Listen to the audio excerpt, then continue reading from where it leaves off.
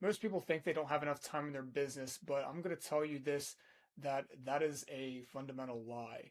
And I'm going to show you exactly what I've been able to help with one of my former clients who is a single mother and a nurse of three kids, working two jobs and still pursuing a business of her own, getting clients and actually pursuing what she actually wants to achieve in business without having to sacrifice time with her kids as well. So it let me understand that if you're really wanting to prioritize something that's important to you, you'll make time on the calendar to get things done. And I'm going to show you exactly how I helped her realize how much time she could actually save and invest into her own business. So I'm going to go through an exercise that one of the first exercises that I've done with her to reflect on how much time she could actually save to be able to pursue her own business. So one of the things I did for her was a time audit. And the goal here was easy to identify where you are currently spending your time the most. And if you're busy working a 9 to 5, you have kids, you have all these things, then it really comes down to like what kind of time do you want to prioritize for certain things that matter most to you. And if building a business is something that's important to you, then even making an hour or two a day at most is going to definitely move the needle depending on how much time you can focus, know what to prioritize, things like that. So the time the time audit is what we helped her with. So the first part was the time awareness. So we want to look at what you typically do in a week. So whether it be for work, for family, for chores, if you go to the gym, and obviously things for your business in itself. If you're working a 9 to 5, or if you're doing work for police, if you're a first responder, or in the military, things like that. You want to be able to understand like what kind of time do you need to prioritize for your business or even other areas of your life, to be frank.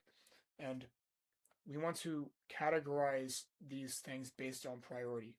So we break it down into three things: essential, what must be done to maintain life, health, income, responsibilities, etc. Growth, what moves you closer to long term goals, whether it be for your business or your fitness or learning, like skill acquisition, things like that. And waste, things that do not meaningfully improve life or move goals forward. So you want to give an honest estimate of how much time you spend per week on each of these categories. So obviously we have a certain amount of time per day and per week. And if you don't have in if you don't know exactly how much time you spend on each and everything, which it's fine if you don't have an exact thing to know like what you're spending time on. One of the easiest things that you can do is to check your phone screen time settings.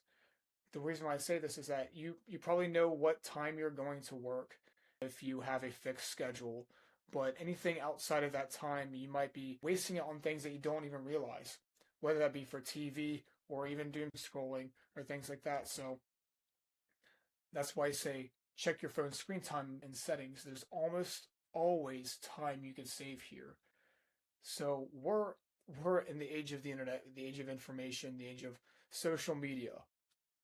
It's inevitable that we're going to be involved. Like if you're in a developed country, if you're watching this video, obviously you have the internet, and chances are you've probably spent some time, maybe an hour or two or three or four or more a day on just doing things that are not necessary for being online, right? We want to prioritize things that ultimately matter. So if you don't understand what time you need to save, check your phone. There's almost always time you can save there.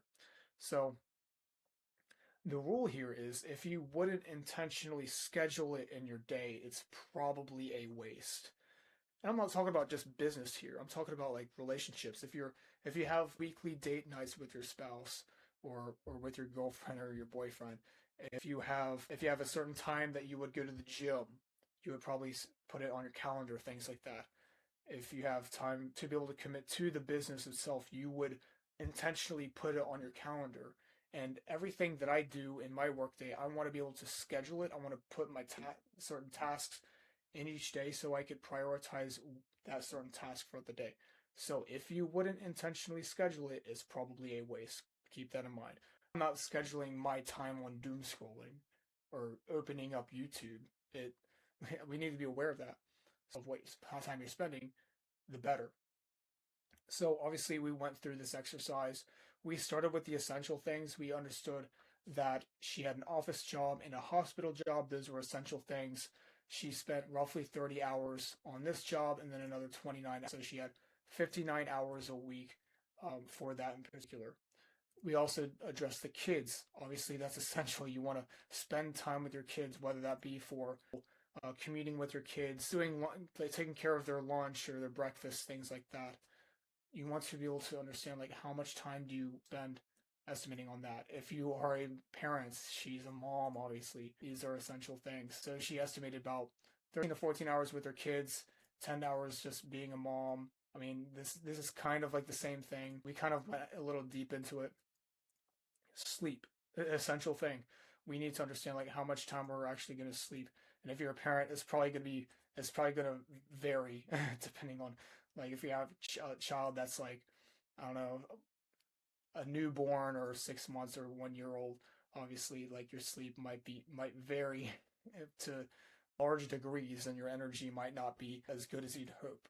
So, for her, her children are a little bit grown, so she was able to spend 40 like she was able to spend roughly 49 hours per week on sleep.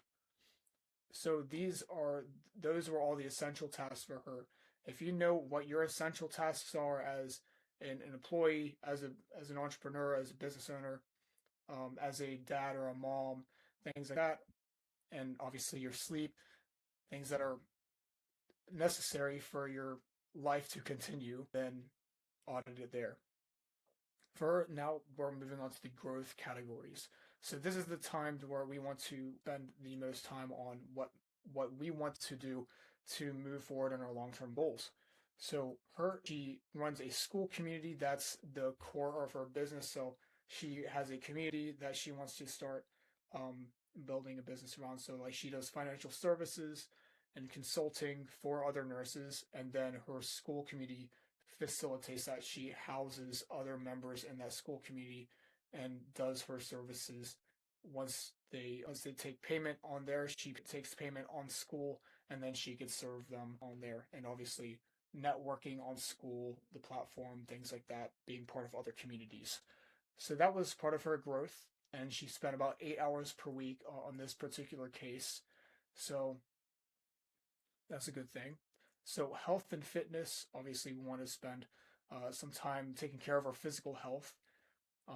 So that's a growth factor. So she spent about 1 hour per week. She did a little bit of jujitsu 1 or 2 times per week. So she doesn't spend too much time on there, but obviously she's moving around as a nurse, which is understandable. So she's probably not in the gym or doing jujitsu training for very long. So she tries to get it in whenever she can. Quality time with family, that's a growth factor. Like that was something that was very important to her to be able to grow a business without having to sacrifice time with her family. She wants to spend quality time with them, and that matters for a lot of people. So we wanted to identify like how many hours we could spend with quality time with family. So that was 7 hours per a week for her.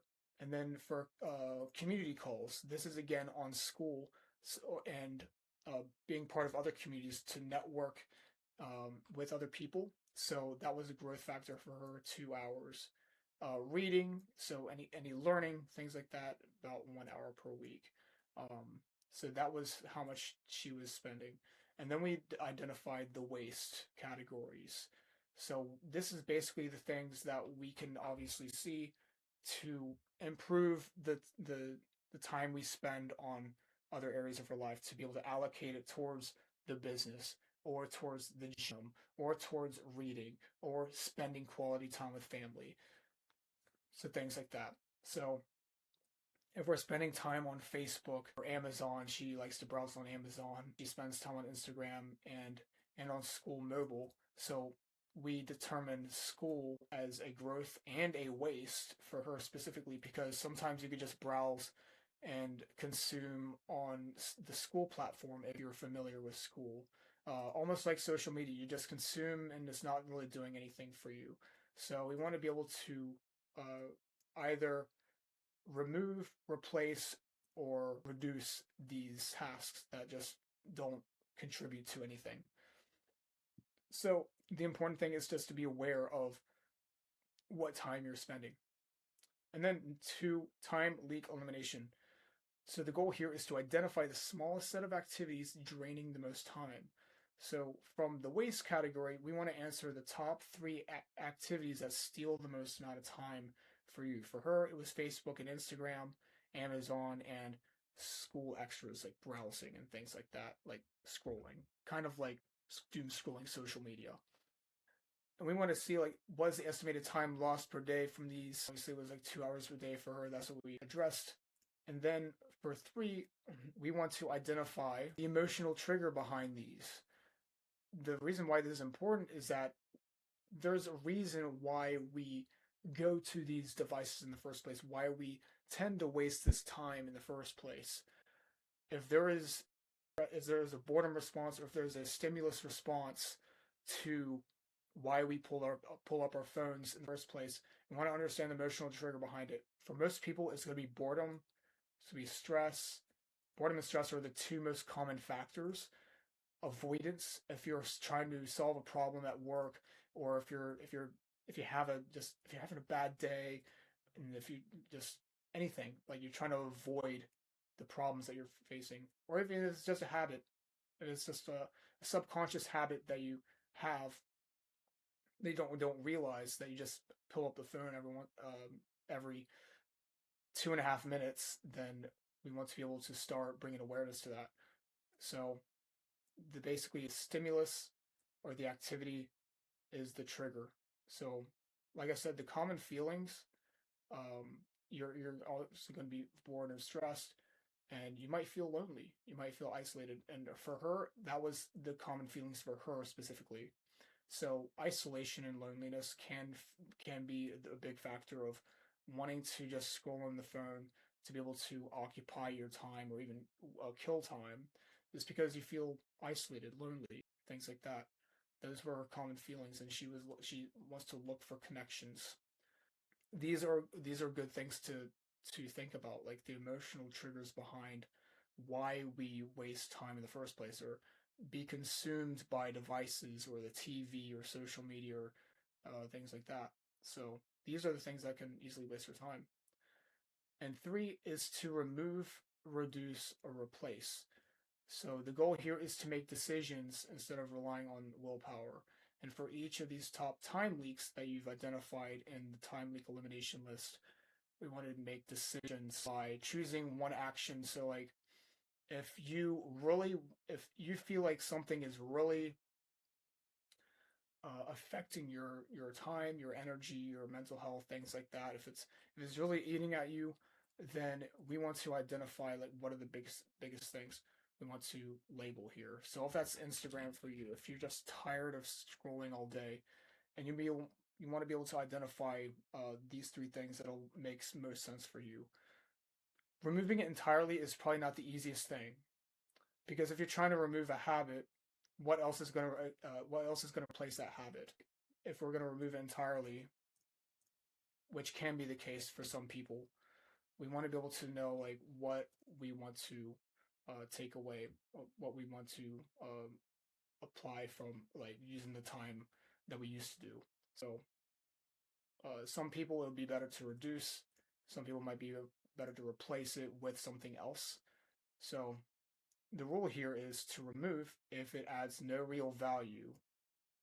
Delete it. Just delete it from your life. If, in my opinion, reduce if it has some value. Cap it.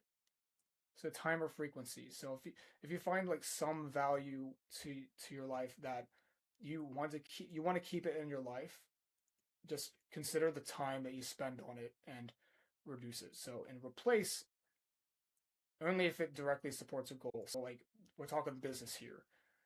So like if you're spending time on Instagram for 3 hours a day, then can you replace that with responding to people on Instagram for warm outreach or making content, things like that, or uh, anything in general.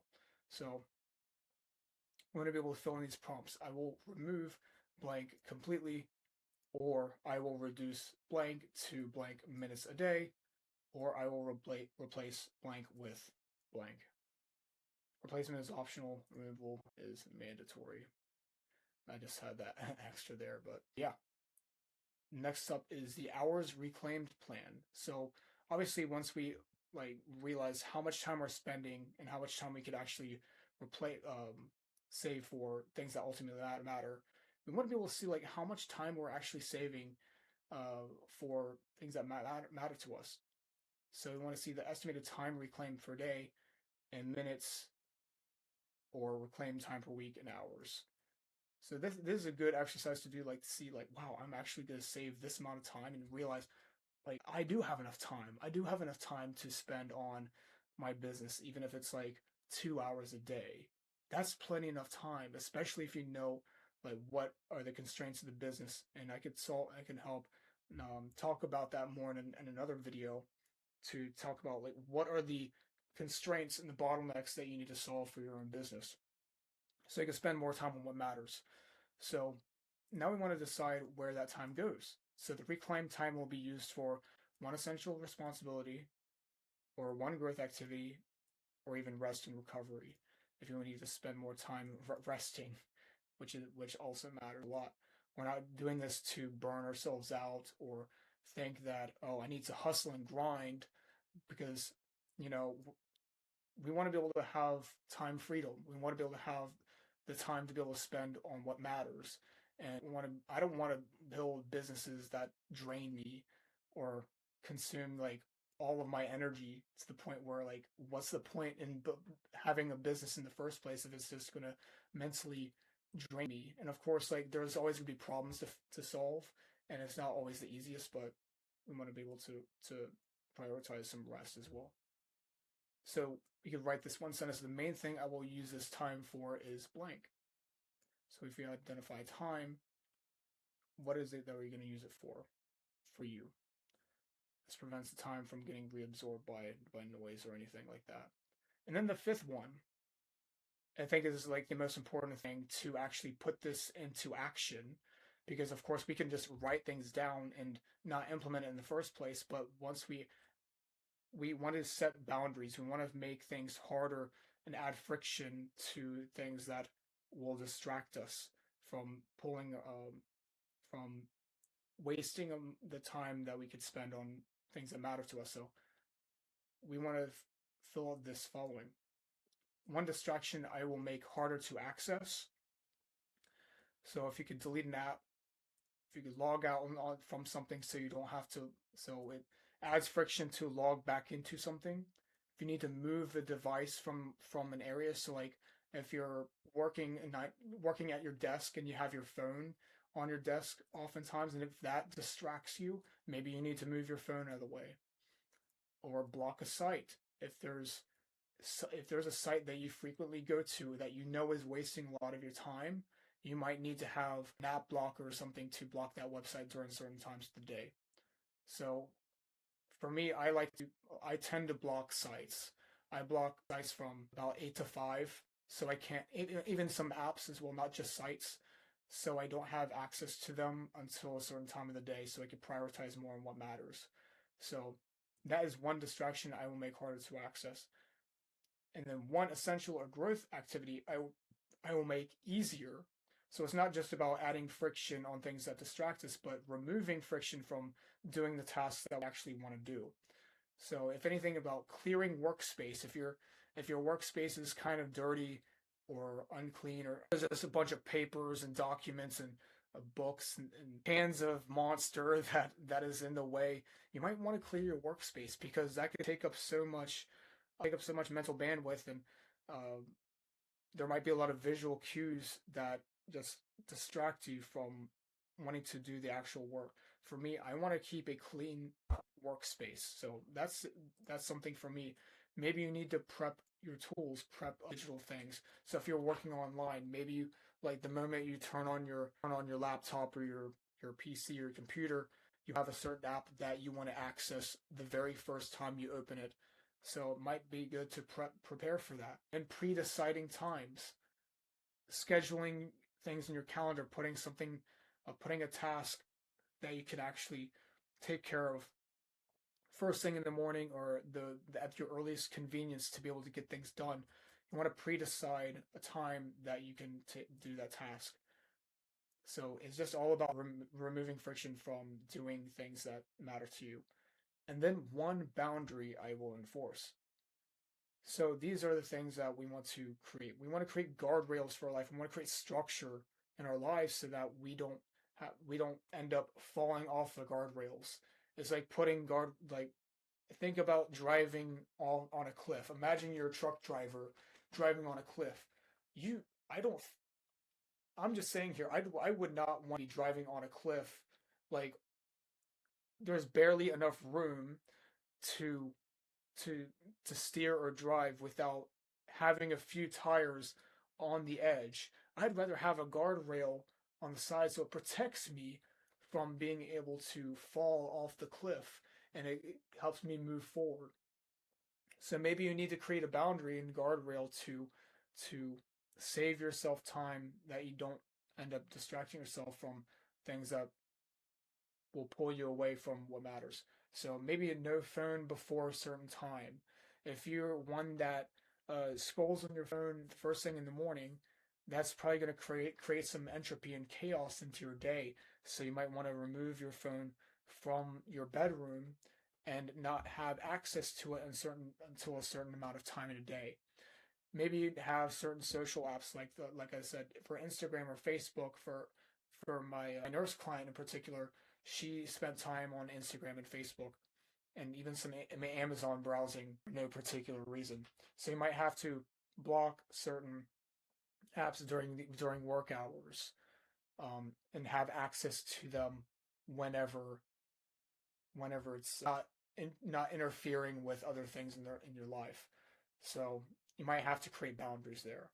So that's ultimately how you can save time on the business. If you just don't realize how much time you're spending on certain areas of your life, maybe you need to go through this. And I have this exercise absolutely free as a resource that if you want to go through it and find out how much time you can truly save. I have it free in my school community called Mental Momentum, helping other veterans and first responder entrepreneurs rebuild discipline in their life, create structure, and then be able to focus more on their business and get their first client in 90 days. That's absolutely free. You can join the community if you want. Link in the description below. And if this helps you out, I would appreciate that you leave a comment, see if there's anything that helped you out about this. Like and subscribe, and I will catch y'all in the next video. Simplify.